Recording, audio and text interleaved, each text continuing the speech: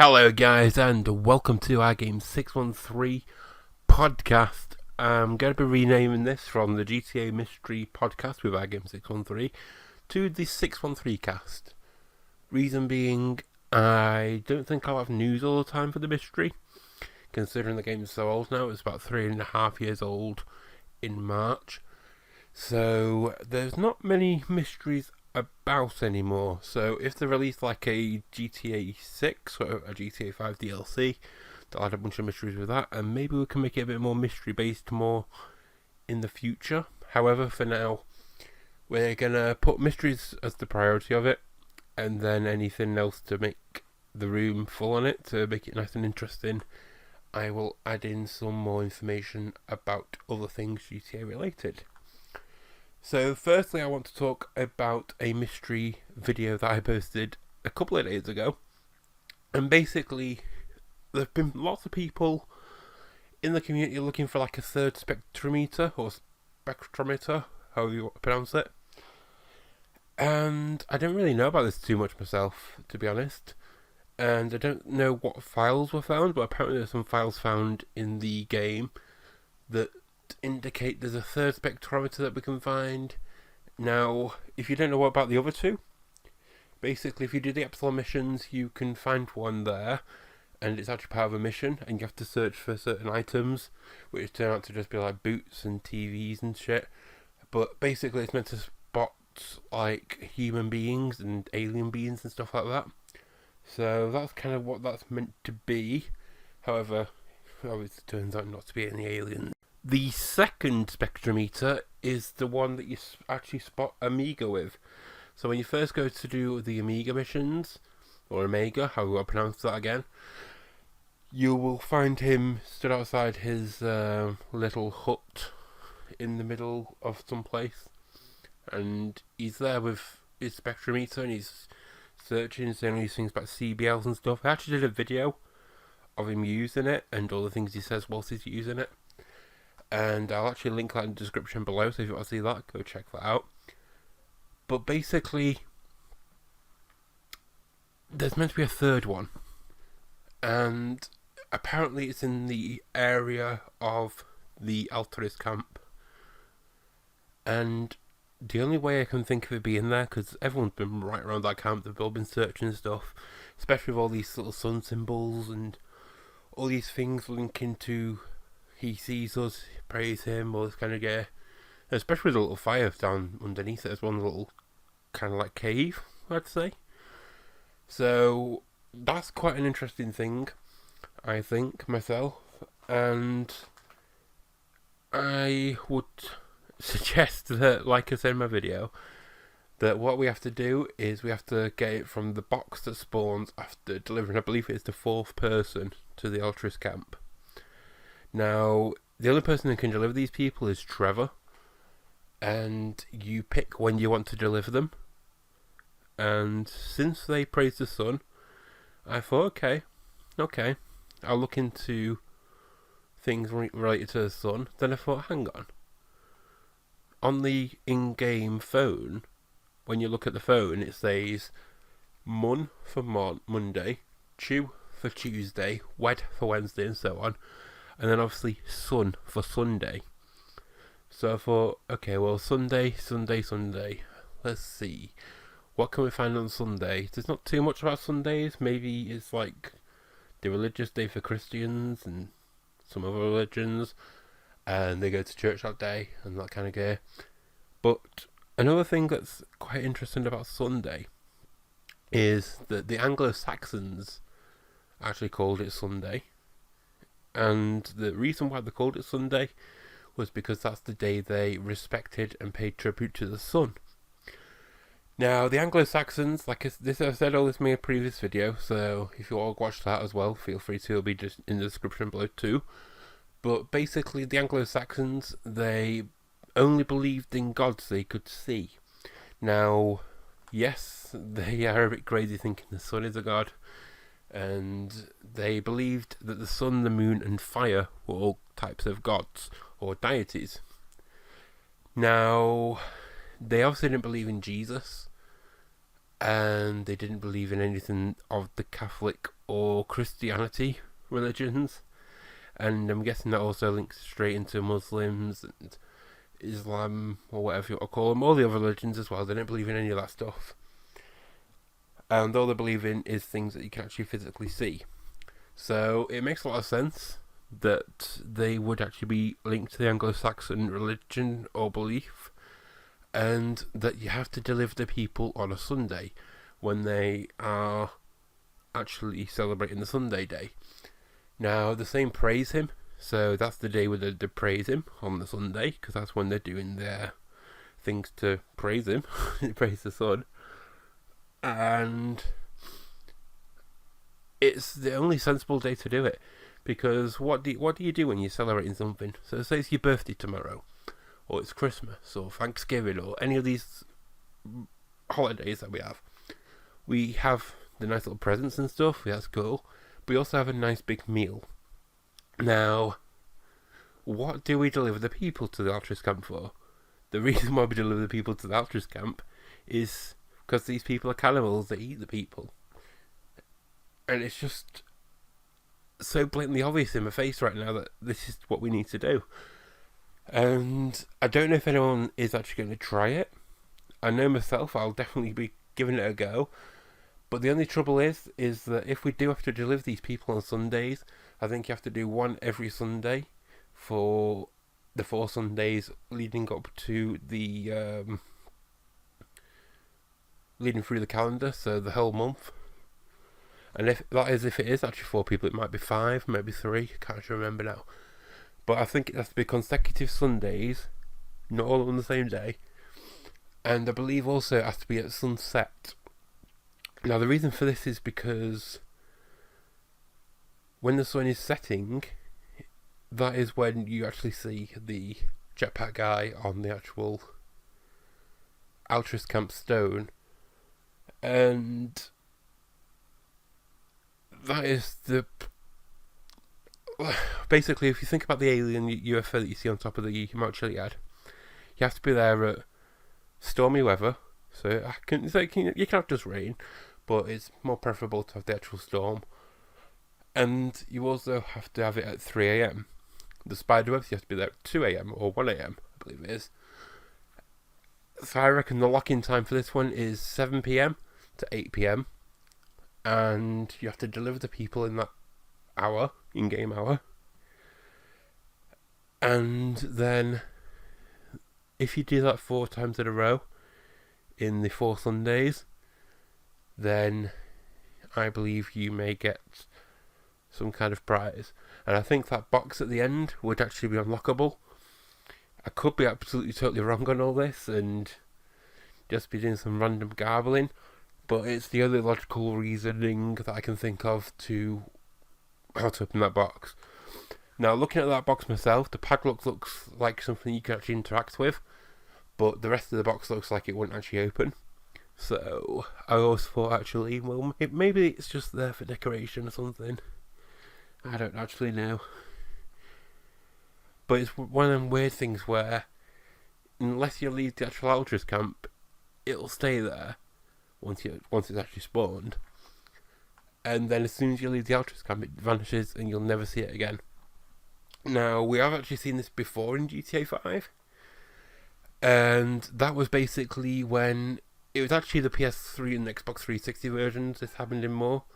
Because on PS4 and Xbox One PC, you can actually just get it from the garage. But if you didn't take the space docker from Amiga's garage, or if you didn't go and save it after you actually took it, then you would actually lose the space docker. You would never actually be able to get it again, unless you restarted the game from a save before you got the last spaceship part to Amiga. And then, yeah, that was basically that story.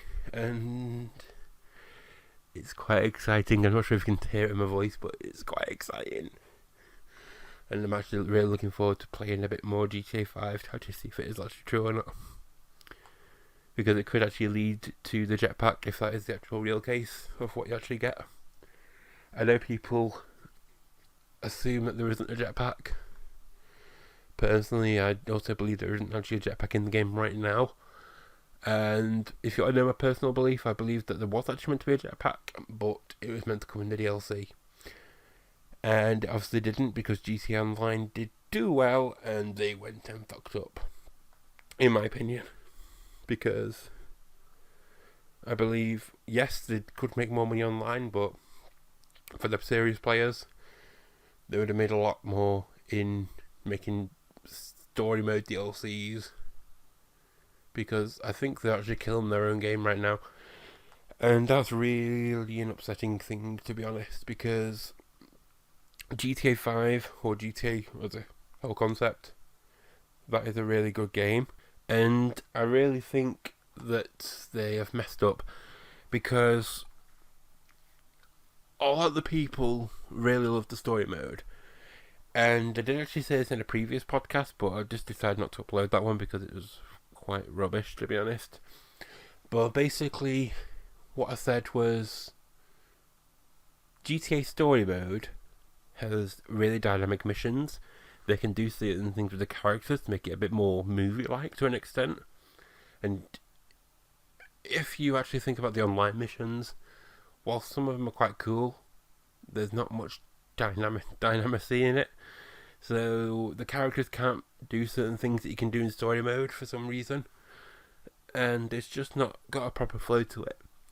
Now, the other thing that did have a proper flow to it in the online was the heists, but Rockstar said that was such a huge project that they would not even consider making another heist, not even another single one. And if you remember, before the heist actually launched, people were expecting like maybe an extra heist coming in with every DLC to keep it going. But since then, 2015, I believe they came out in March. That's about 2 years ago now. Obviously next month that'd be, but yeah. So it's 2015 they came out, and yeah, we've had nothing since on heists.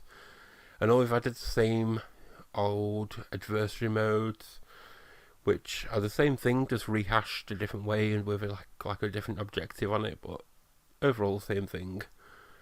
And there's even the CEO office. That was like a cool thing at first, but then you realise you go pick up the drugs or whatever it is, you take it back to your warehouse, you go back to your office, and you just turn a big loop over and over. And they tried spicing it up by going, okay, now you're a biker gang. But the thing is, the missions were exactly the same. You pick up the drugs, you go to your warehouse, you go back to the clubhouse, and so on. The only new thing with that was the vehicles. And even them, they were a bit crappy, to be honest, for the actual DLC. There was a couple of good ones, but nothing special. And then they went and did it again. They released the, what do you call it one? The import-export one, which I've not actually personally played properly yet. I think I've done one import or export thing. I've got one car in my garage, I think, because I actually did a quick go the other day. But that's the same thing. You go to the thing. It's slightly different, I'd say, to an extent, because you have to do like a little race to get to a certain point. Then you take the thing and then you take it back to your warehouse. But overall, it's the same thing rehashed a third freaking time. Now, their missions don't have any story mode to them either. And the thing that actually pissed me off most was when they launched Benny's Garage into it, because they made it sound like you got like some proper gangland story mode going on there, with like a little mini version of GTA San Andreas. And the way they did the trailer was pretty awesome, to be honest, because it made it look really cool. But then it turned out just to be doing some stupid races that you already had in the game anyway, and just some stupid death matches and versus mode, what we call adversary mode, all that kind of rubbish. And people don't want that anymore. They've done that 100 times over. It used to be a point where me and my friends used to be proper excited about the DLCs coming out, going, oh my god, gotta download this DLC as soon as it comes out.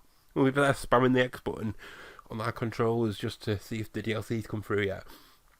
And I used to like rush home from work on the Tuesday, because I'm not, back in the day when the GTA first launched, on my Tuesday I'd work 10 AM till 2 PM. I would literally rush home as fast as I could, because it came out just as I bloody started work. Rush home as fast as I can, download it, get it on for the evening, and be like, yes, amazing. But because they just keep doing the same old thing over and over and over again for 3 years now, it's been almost 3.5, and it's just getting boring. So boring. And people are going to be dropping out the game. And I know this has turned into a bit of a rant about it, but I love GTA, so it's really upsetting that they're going this direction with it. But basically, I really hope they don't go the same way with GTA 6 when it comes out eventually, because that is just stupid. And it actually made me really think, if they don't actually bring a GTA 6 out next year, or at least announce it by the end of this year for 2019 at latest, then it's just going to be totally stupid, because there's no reason to make it last that long in between them. Between GTA San Andreas and GTA 4, there was a 4-year gap. But what did they do in them 4 years? They actually released GTA Liberty Stories and GTA Vice City Stories. And they did that both for the PSP and PS Vita. No, not PS Vita, sorry, PS2. So they were doing work in between there. I believe Vice City Stories came out in 2007. So there was literally actually a year between that and GTA 4. Now, yes, I do know they were developed by Rockstar Leeds, but at the same time, they're still making a GTA. They can do the same thing with GTA 5 DLC story mode, or whatever they want to call it. But they're just totally ruining the game. They really need to bring story mode back, put more Easter eggs into single player. I know they leaked a couple into it whilst we've got these DLCs coming through online, but they're so pathetic that I don't even care about finding the freaking beast. And it's just tedious rubbish that once people have found it, they'll find it and put it straight through. Do I agree with them putting PC versions later? Yes, totally, because as soon as the PC version comes out, you find all the mysteries straight away because they just go through the files. And yes, the files are pretty cool to look through, but at the same time, it ruins the excitement for people of actually searching for stuff in the actual game itself. So I do like the fact that they put it on consoles first to give people a chance to actually look for stuff. But is there really a reason to only focus more online than actual GTA in story mode? Because it's just going to kill the game. I really, really do hope they change their mind on this and stop being so freaking greedy. They have made so much money. Apparently sold over 100 million copies, I think. I don't know. So much stupid like that. And at $50 a game, that is a ton of money. Now, yes, I do know a lot of people will have actually got it on discount. Like myself, I bought it on Xbox 360 a couple of times, PS3 about 3 times, PS4 once. I think it was once on PS4. And that's because I needed it for other people and stuff as well. But yeah, I spent a ton of money there then, including the collector's edition, which was £120. And then I obviously bought it on PC, but on PC I got it for £20 because I got on a Steam sale. Because I'm a savvy cunt like that. But yeah, that was basically that. So you can get it cheap sometimes, so not everyone would have paid the $50 price tag. However, most people would have. And $100 million times 50, that is a ton of money. Ton of freaking money. So they've made plenty on that. That's not even including online, how much they made off that.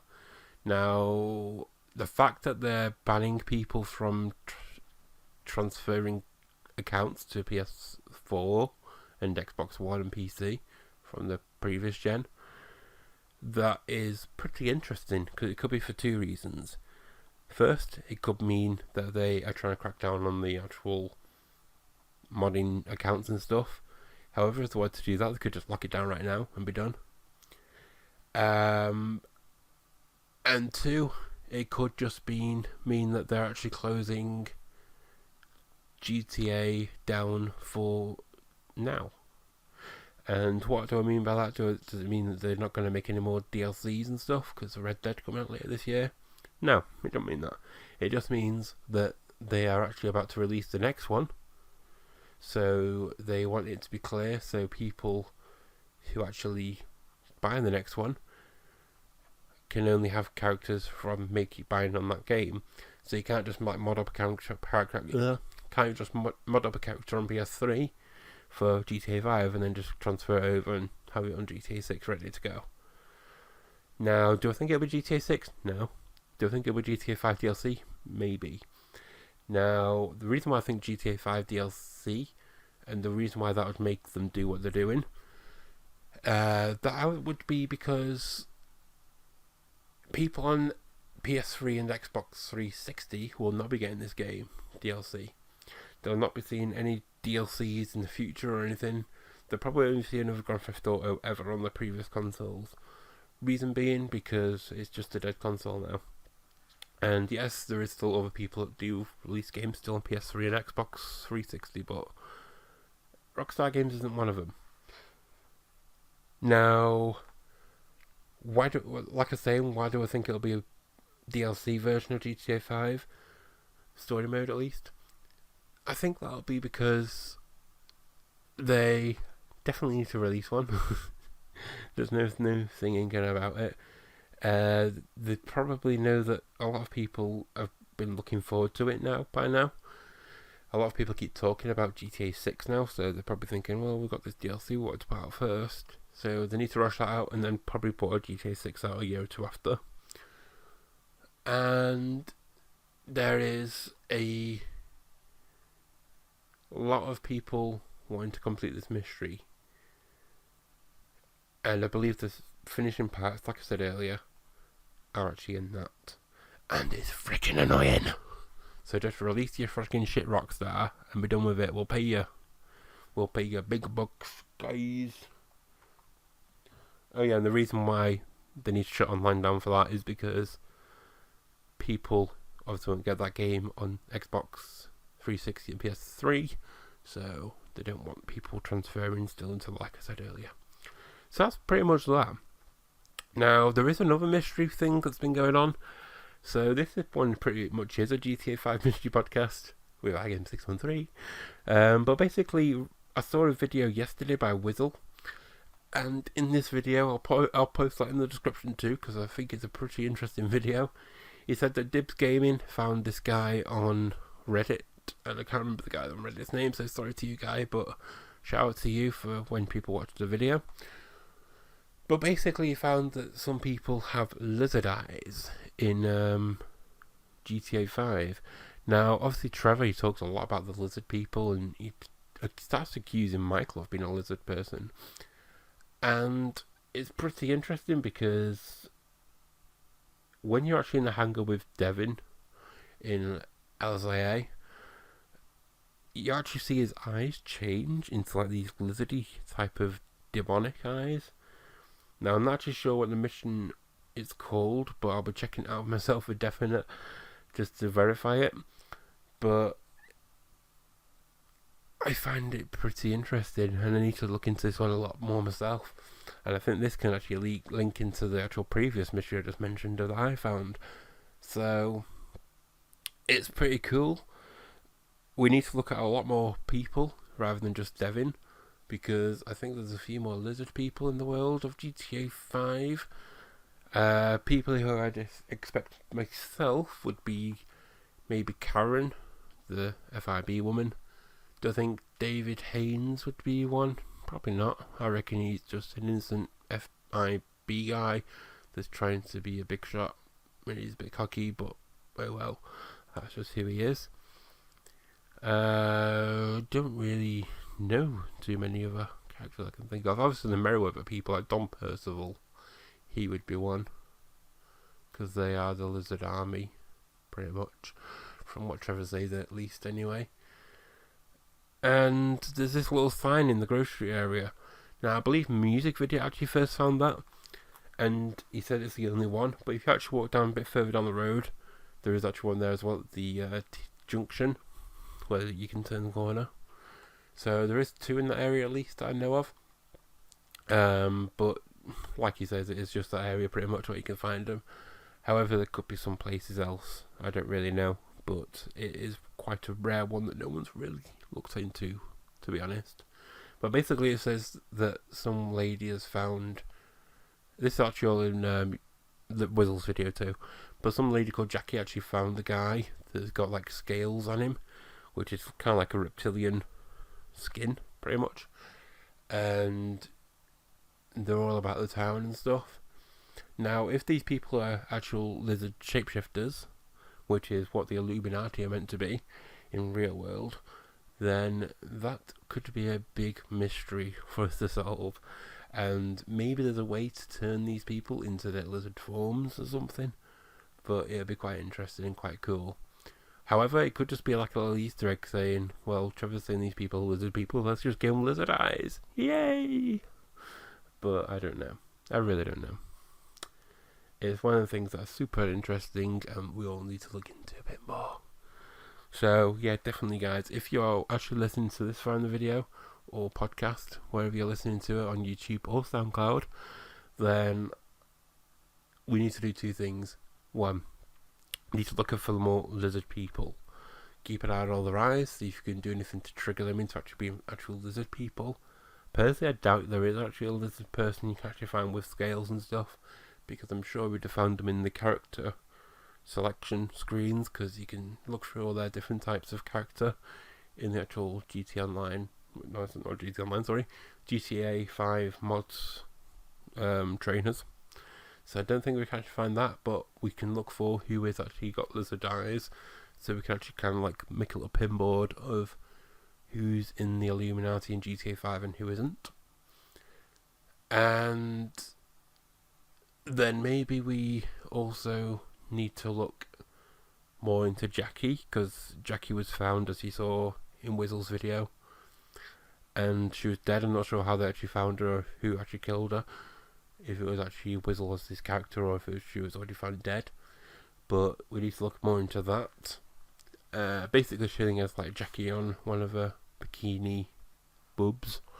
But yeah, that's that. And we definitely need to look into my mystery. If you actually have a GTA 5 game save where you are about to actually kidnap people for the Altruist camp, I believe you have to have those certain people as well, the ones that are useless.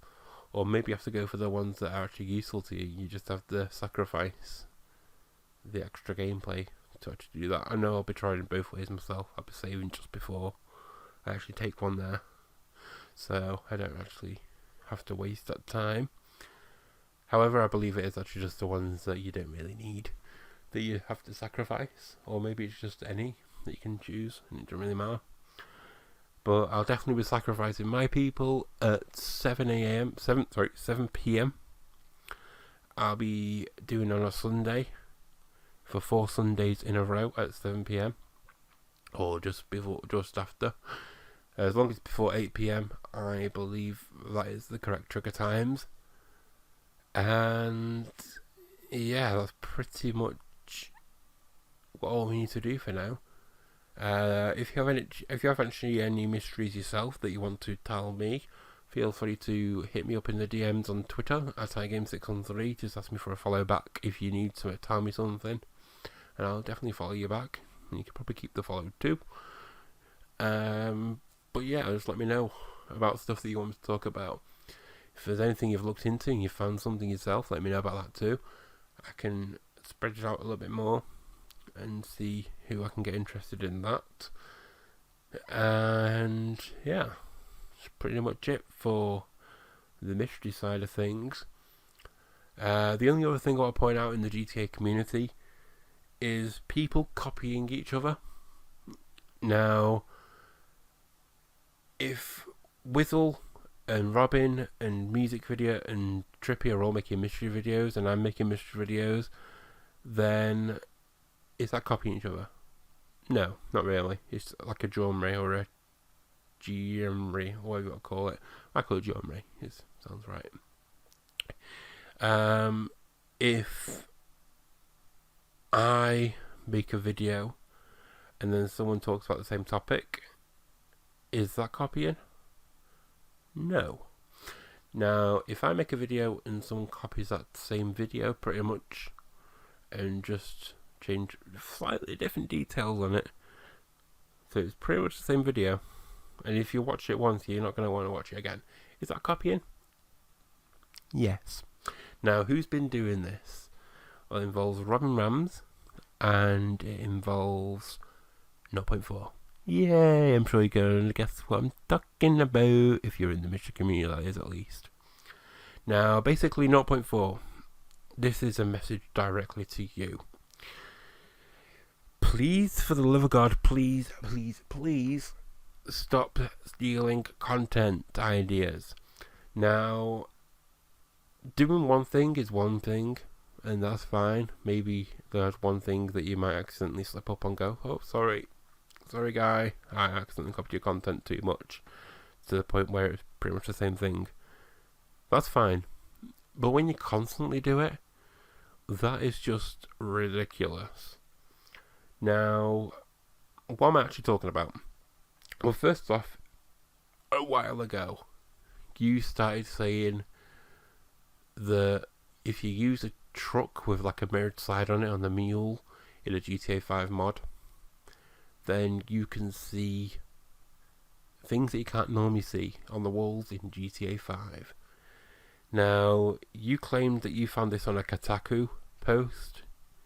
However, that Kotaku post was talking about something slightly different, and it was actually brought back up because RobbinRams started doing that type of thing, and he actually made up the idea to actually check walls and stuff, and he noticed that the wall with like the I believe it is the rainbow, you actually see a more fuller rainbow with it than you actually see when you just drive past it normally. So that post, because people are searching for mirrored truck mule GTA 5, actually made the Kotaku post boost up in ratings because people click on that thinking it's the RobbinRams thing. Now, that's totally wrong, but that's how it went. So you decided to copy that video, and for whatever reason you started saying, well, I actually got it from Kotaku, which is fair enough, maybe you did, but to be honest, we all know you watch Robin's channel, so you should actually know that he actually posted that video, and yeah, but we'll let you off. Let's just say you didn't notice. You could have said, oh, sorry mate, but okay, I'll give you a little bit of credit, I'll put your channel in the description. That would have been fine, but whatever. Let's just give that one a pass. But then RobbinRams, he comes up with another idea. He comes up with the idea of, I know, let's use these mods for the greater good. Let's use my superpowers to help the people of Los Santos find their answers they demand. And he basically made these things where you go to the missions, the actual missions that you play in game, and you try and manipulate them the best you can. So basically, if you go to the dam and you try and stop Dom from jumping, you can pull him off the side of the dam and put him on the actual dam itself and see what happens then, and maybe even like fill the whole dam's reservoir with blimps and stuff to try and make him jump on top of one of them. But to no avail, that actually didn't work out that well, and he ended up dying still anyway. However, it's basically the concept that I'm on about. So, try and stop people from doing certain things in a mission, or try and alter the missions in certain ways, and that's what Robin's concept was. Now, Robin made a few of these videos, about 4, maybe 5, and then Note caught onto them, and he's like, alright guys, today I've got a great idea for you. What we're going to do is try and save all these people from dying. Let's see if we can keep Devin Weston alive. And all that kind of bullshit. So, what the Milky Boy did... Sorry, Milky Button Boy? No? Oh, sorry, Fred Pie. What Freddy did was he decided just to copy pretty much blatantly that, and not give any credit whatsoever to RobbinRams. Now, personally, if I was not in his position with 1 million plus subscribers, I'd have said, okay, and you only have to do it the once, by the way, in just one video, in the first one you do at least, just to give a little nod, and then in the rest of the videos just leave like a little description link to his channel, to Robin's channel or something, just to give people a nod of where you got the idea from, just to help out another community member. And basically, all you had to say was something along the lines of, "Hey guys, got this great idea today from RobbinRams, a fellow mystery hunter." And basically, what he's been doing is trying to change and alter missions for your own advantage, to try and save people, to try and make things happen a different way. And I want to try some other ones. That's what he had to say. That's literally all he had to say. And it got so ridiculous, the fact that he wasn't doing that type of thing, and that he was just blatantly just copying them, that RobbinRams uploaded a video, and then literally within about 10 minutes after, NoughtPointFour uploaded a video, which was the exact same video, and they were trying to save, I believe it was Ortega from drowning his caravan in the river or something. I believe it was that. I can't actually remember too much of which actual video it was, but it was pretty ridiculous that they actually uploaded that close together. And I'm not saying that 0.4 saw it and was like, shit, I better do a quick 10-minute video on it, because he didn't have enough time to do a 10-minute video on it, because obviously it was 0.4, it has to be 10 minutes and 3 seconds. But but basically, come on, seriously, no, your mystery videos are pretty amazing, I'll give you that. Whenever I hear that music that you class as creepy music, but I don't actually think it's that creepy, to be honest. Whenever I hear that music, I know there's going to be a good quality video that you're doing, and usually pretty original content and information that I've not actually heard before. So your mystery videos are actually pretty good, which is a surprising little fact. However, all your videos you do on the news, on glitches, on how to stop the train, and all this kind of bullshit that you do, that's just total crap. Please just stop doing it. God's sake, you're hurting the minds of little children. Now, yes, you may be thinking, well, you could just be jealous because you're not getting the views I am. But a tiny bit. But it's not for that reason that you're thinking. The only reason I'd be jealous of your views is because you don't deserve them and other people do. That's the only reason I can actually personally think of on that. However, I would suggest you do listen to this advice, because people are just going to get bored of you very soon. And before even GTA 6 launches, which is obviously a millennia away anyway, and we'll all be dead and buried by then. But by then, your channel will be dead as well, and no one will be wanting to watch you, mate. And it's a shame to see a YouTuber go down the pan. I've seen it happen a few times before with big channels. They try and change the concepts on their channels to make it a bit more exciting. Look at Ray William Johnson. He had a freaking epic show that he had, but he ended up stopping doing it because he didn't want to do it anymore. Tried getting different hosts in, didn't work out, so he tried doing a different thing on his channel, doing these little skits and shit, which I thought were pretty funny, some of them, but the rest of the people didn't like it, so his channel just went down the pan, and now it's not very well rated. It's actually in the what's it called, Social Blade worst YouTube sites now. It used to be like number 1 actually at one point. It used to be the biggest channel on YouTube at one point. Got taken down by Smashpoint to 3rd place as well when PewDiePie joined the rankings. But then here we are now. It's a ridiculous place for him to be, and you'll be joining him very soon if that's the case. You'll lose your subs, you'll lose your views, you'll lose your ad revenue, which is your most important part. Let's just admit it. Especially with your 50 adverts in a 10-minute video. Come on. And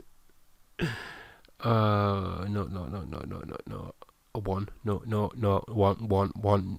Hey guys, we found some Morse code in the iGame 613 podcast. No, I was actually just trying to say your name. And 0.4, what's that relating to?